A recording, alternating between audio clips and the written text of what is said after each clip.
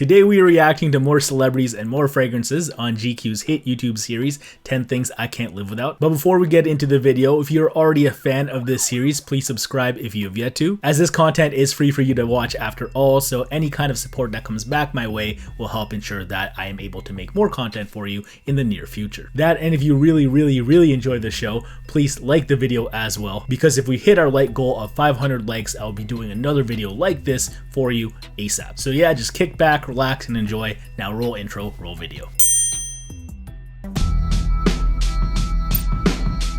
I am no stranger to scents.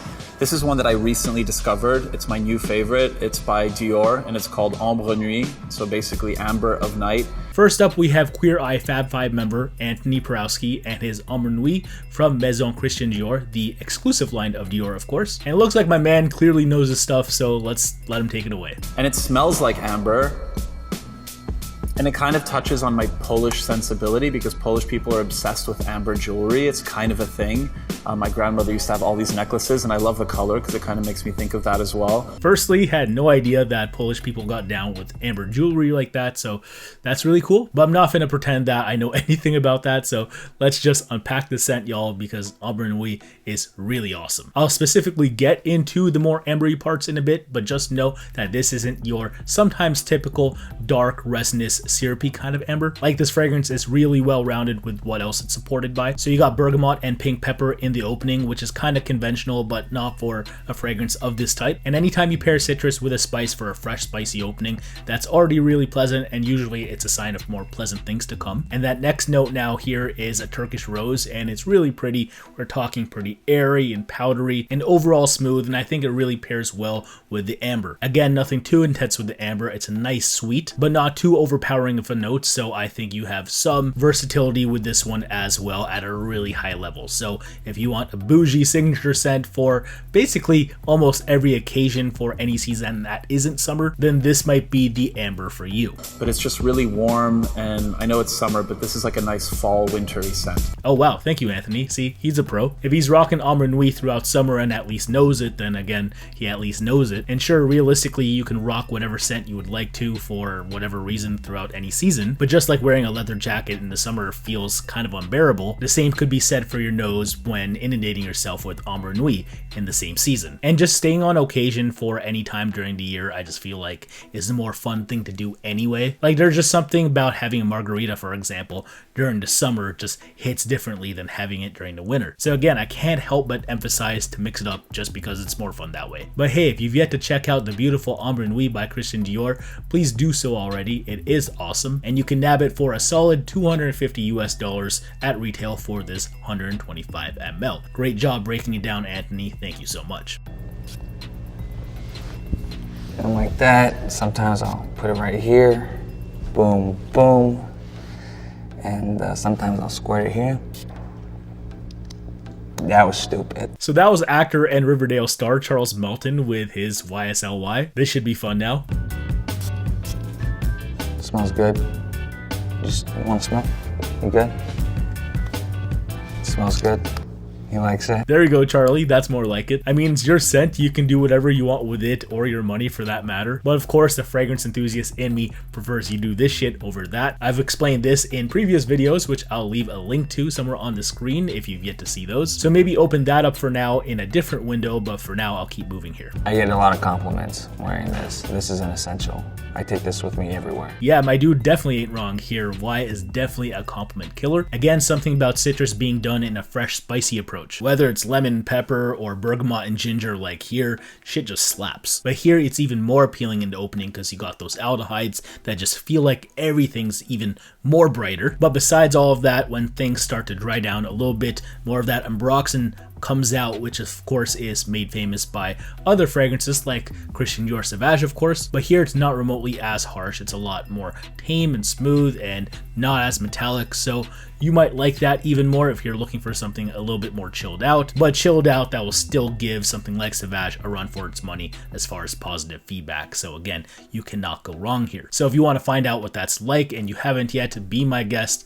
YSLY retails for a clean $80 US. Thank you for your interesting takes, Charles. Now, before we get into the next part, I just want to quickly say that I hope you also love fine fragrances of all kinds from all price points, because you know I already do.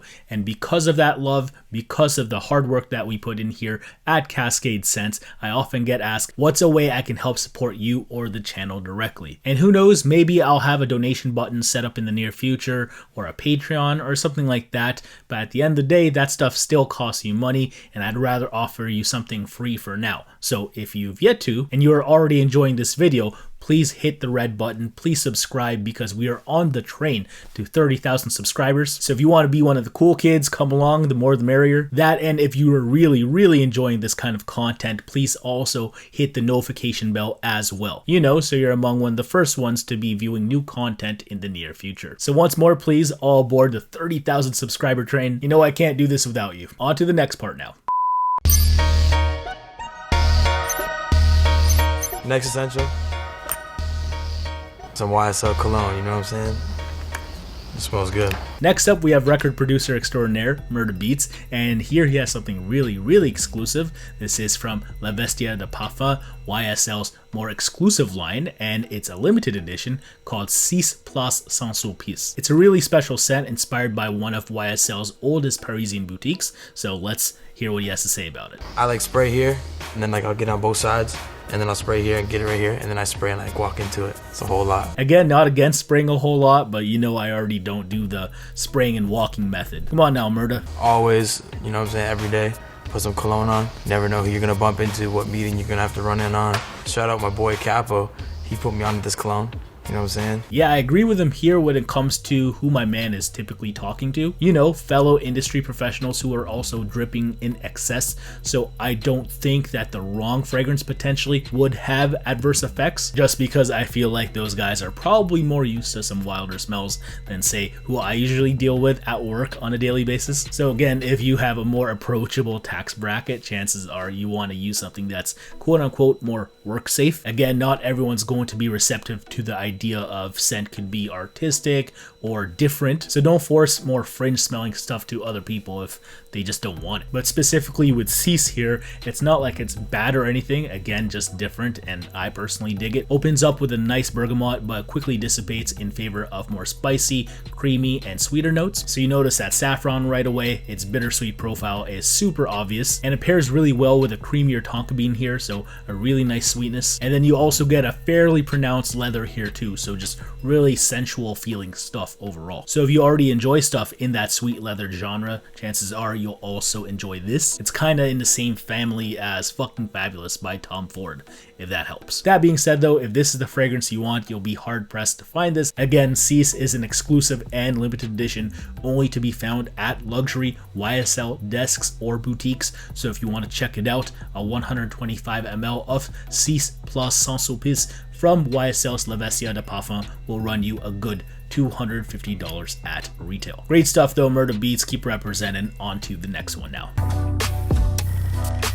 I dare give away this secret. This is the best cologne you will ever smell in your life. It's Tom Ford Black Orchid. And last but not least, here we have actor and Stranger Things star Dacre Montgomery. And Dacre is absolutely living his best life with the eau de parfum concentration of Tom Ford's Black Orchid. Let's see what else he has to say about it. It smells so like woody and sweet. It's kind of masculine and feminine at the same time. It's the best unisex scent. I've even got a little travel version. Man, my man came ready with the travel spray too, damn. But yeah, now while I personally believe that the feminine aspects of this scent outweigh the masculine ones, I guess that's more subjective based on what you personally find traditionally feminine, if anything. But yeah, what are these aspects anyway? For starters, you have a Lang Lang in the fragrance. Ylang Lang is a banana-like creamier floral, again, that I personally find feminine. And then when you have its sweetness accentuated by a deeper, sweeter kind of fruit in plum, and then you have some orchid in there because obviously the name of the fragrance. It's just that kind of fruity floral part that I feel like men are apprehensive of sometimes, but it just depends because I personally still like this fragrance and wear it. But that's because also on the flip side, I love the masculine elements of this scent. Like the truffle and the patchouli is just nice, earthy and rich, and just a balance of both worlds here, and definitely hard to hate if you are receptive to high level perfumery at the designer level. And then Aesop do really good like unisex. It just smells so like woody.